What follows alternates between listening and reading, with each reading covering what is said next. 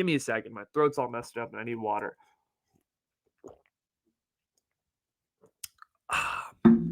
Okay. Colin Kaepernick. All right. Where do we start? No.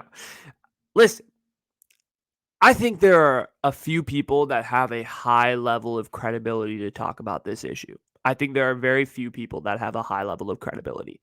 I think those people include the Bay Area sports journalists that have covered this issue from literally day one. And I think it's the Bay Area sports fans that have watched this issue unfold since day one. And this is what I'll say. I put myself in one of the highest categories of credibility to talk about this issue of Colin Kaepernick because I have literally been a part of this story since day one. I was watching the exact preseason game where Colin Kaepernick, it was sitting first and then it became kneeling. He was sat on the bench during the national anthem when it first rang. I think it was against the Chargers was that preseason game. So I've been there since the very beginning. Okay. I've been a Niners fan for a while. And in this, I want to make this very clear. Let's talk about Kaepernick, the quarterback, for a second. He was one of the first quarterbacks I ever fell in love with. It was Jeff Garcia, Alex Smith, and him. Okay. I really fell in love with Alex and Colin. Those were the two that just right off the bat were it was great. This is great. I love Alex Smith. I love Colin Kaepernick.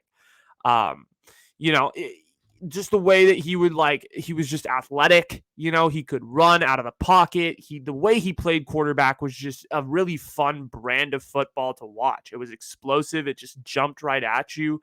He would make athletic plays. He was very good at what he did for a little bit of time. He had a couple of years where he played at a very high level.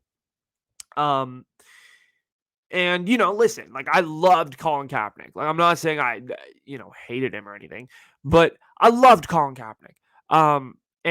But there were things about his game that I hated, the fact that he was more of a one read guy and would just kind of run,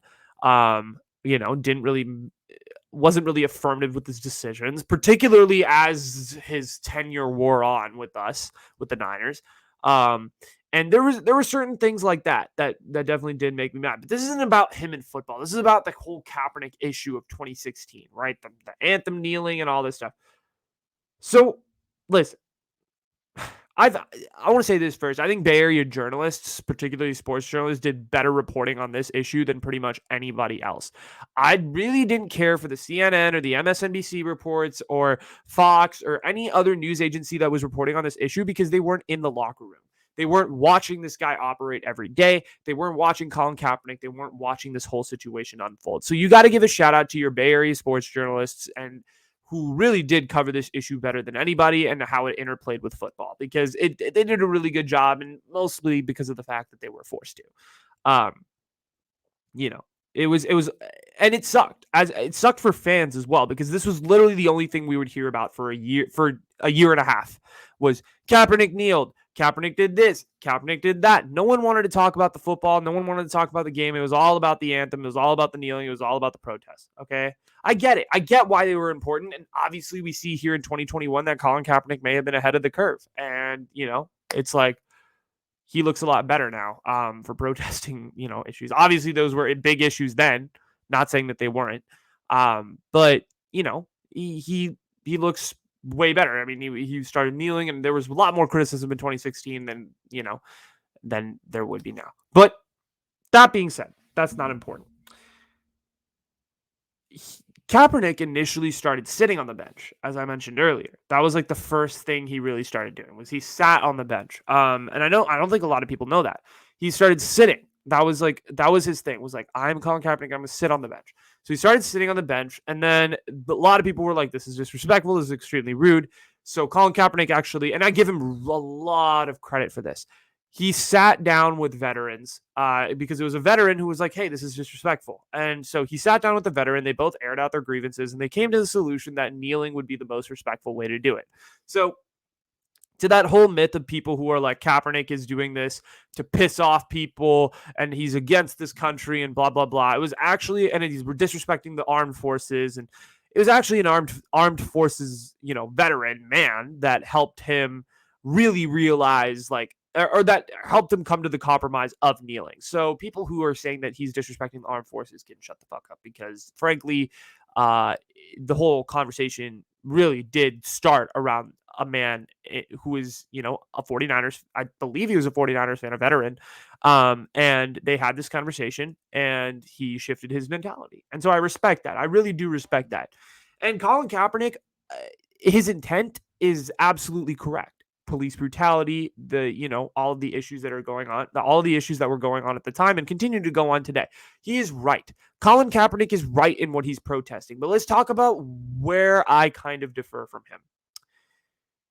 He said a lot of things with his actions, right? Or with his words and, with his kneeling and all of that. And he continued to say these types of dialogues and press conferences and all of that. And that's good. I'm glad he was standing up for what he believed in. Totally. But here's where I lost him, was because he would say certain things and do certain things that would be like, oh, he's protesting for this. But in reality, he had other actions that were completely just like, that is the antithesis of what you're trying to accomplish with this. So what do I mean by that? Let's get into that. So during the 2016 season, Kaepernick did two particular things that really pissed me off. And I want to make this very clear. The first thing that Colin Kaepernick did was he did not vote in the 2016 election. So there was reports that came out and he said it vocally. He did not feel the need to vote in the 2016 election. The number one thing and the number one solution that you can do as a person and that we can do as people to combat against issues like this is to vote. Voting is a very important civic liberty, and Colin Kaepernick did not exercise that. He said he did not vote. He didn't want to vote for Clinton or Trump, and that was that. He didn't want to vote. That was his thing. Listen, he didn't want to vote, whatever. But also, like, bro, like that. It's like, what is the one solution that is going to combat against racism and all of these things? You vote for people who are fighting for those policies, who are fighting for your best interests. And he didn't vote.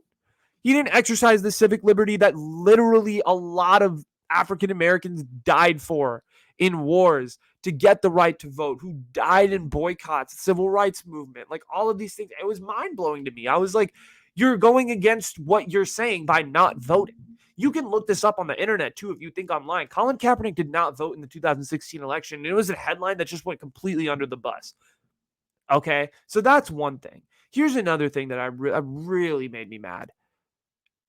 Week 16, the 49ers traveled to Miami to play the Dolphins. They're in the midst of like a 13-game losing, I think it was like a 12-game losing streak at the time. Went to like 14. This team was 2-14. Okay, they were trash. This is an absolute garbaggio of a roster. This team this year was terrible. Kaepernick walks into the Miami Dolphins stadium wearing a Fidel Castro shirt. A Fidel Castro shirt. So let me put that into perspective. That doesn't sound like you're like, what is so bad about that? Fidel Castro was the communist dictator of Cuba for about 30 to 50 years. Something like that. I don't know the exact time. He was a communist dictator for a very long time in Cuba. And Miami is a city that is majority Cuban American. Or not majority Cuban American. They have a large minority of Cubans in Miami. It's a very big Cuban community, and a lot of them are very, very, very, very, very anti-Castro. Hence the reason they fled to America. Kaepernick basically wore this shirt without complete, it felt like he was just ignorant at that point. You were being ignorant. Fidel Castro, committed atrocities to the Cuban people. And you're just wearing this guy's shirt, but you're also preaching another thing for social injustice in America, but you're seemingly promoting social injustice in Cuba. And you're wearing this in Miami where there's a large minority of Cuban Americans. And it's basically telling the city to fuck off, if you think about it, right? Like, isn't that what he's doing? Like, it didn't make any sense. And he tried to explain it afterwards, but it was really poorly worded and articulated. And I just felt like the whole Fidel Castro situation was also not a great one. It was not great. It was not great. It did not paint Kaepernick in a good light. Okay. Listen, I mean, the team, and I talked about it earlier, the team was absolutely awful, so no one had anything better to talk about, and I hated watching everything go down. 4 months straight of hearing about Kaepernick, and then a year and a half, right? Obviously, things happen. He doesn't end up on the 49ers the next year. I want to make this point also. A lot of people like to tell me, Anuj. I got this a lot, especially my freshman year of college. Anuj, you are racist for being a 49ers fan because they didn't keep Kaepernick. Okay, I want to make this very clear why Kyle Shanahan didn't keep Colin Kaepernick. And I don't really defend the 49ers in a lot of regards. They didn't keep Kaepernick because it was a football decision. Kyle Shanahan wanted a pocket quarterback, someone who didn't move. Kaepernick is the exact opposite of what Kyle Shanahan wanted. At the time at quarterback, he let Colin Kaepernick go because of the fact that he was also injured a lot. He was banged up, and he was very expensive. That's it. It was a football decision. It was nothing to do with race, nothing to do with ethnicity, nothing to do with, all of this stuff. Okay? But hear me out. Kaepernick was 100% blackballed by the NFL. 100%. Okay? Like, the fact is, the man was very accomplished. He was a starting caliber quarterback at the time that he was, quote unquote, let go from the 49ers. He should have gotten signed and did. Obviously now, when he had the workouts and stuff, there was a lot of weird publicity stunts that went down with the workouts. Don't really want to get into all those details, but I don't think he handled that situation and the situations with the NFL after that really particularly well. And I feel like there were a lot of other reasons why he wasn't fired, why he wasn't hired post 2018 and all this stuff, post 2017 and everything that happened. But whatever. That's a whole separate story and concept. Yeah. I mean, the point is, that season, what I remember from that season, I know I'm freaking going on long about Colin Kaepernick. What I remember from that season is that it just became all about Kaepernick. And as a football fan, I 100% respected what he was doing. And as a 49ers fan, I was like, I respect you, Colin. Like, you do you, bro. But it really, really became exhausting to watch at a certain point when it was just, that was the only headline that was being talked about. Anyway, I thought I'd give the perspective from a Bay Area sports fan and as someone who really was there from day one for this issue.